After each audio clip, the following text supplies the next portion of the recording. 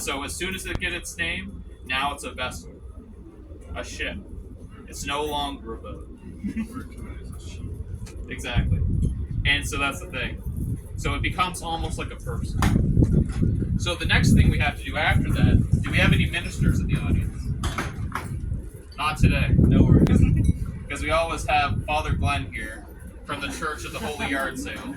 And so he goes up on the ship, usually with the captain and all the other representatives. They bow their heads in prayer, and the priest will actually bless the ship. Because, of course, in Lunenburg especially, like many other places, we were very religious here.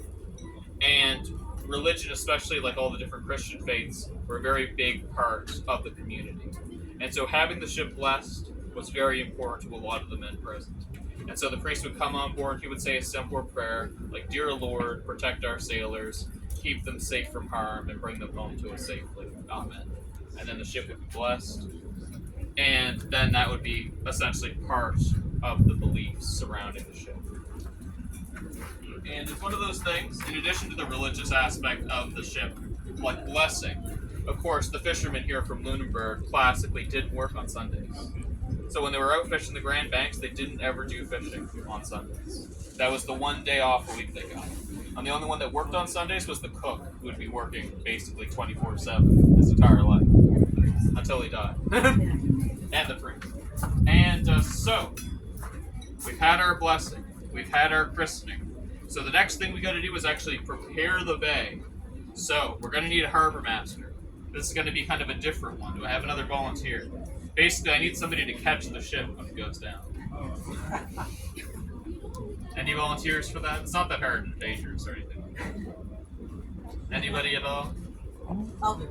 Alright, perfect. So what I'm going to need you to do is just stand down to this end of the tank. This it? Yep. And so it'll come down. It won't come down that fast. And I just got it. But what I say is catch from the sides. Don't try to catch it directly from the back or you might get pinched. Okay. So it'll come down and then just try to catch it like almost like a thing out of an oven.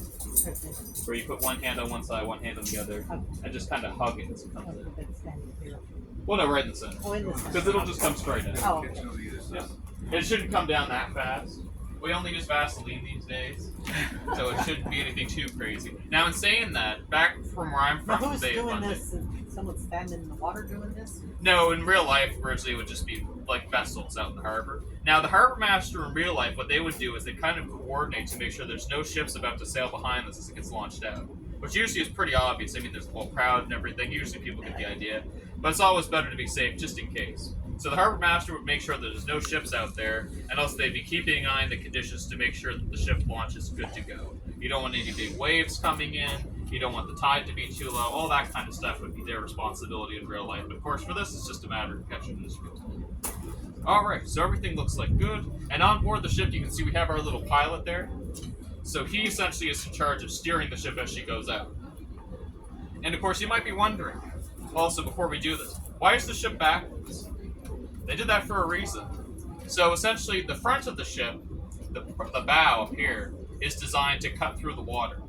And so as they launch the ship into the water, they don't want it to cut the water too well.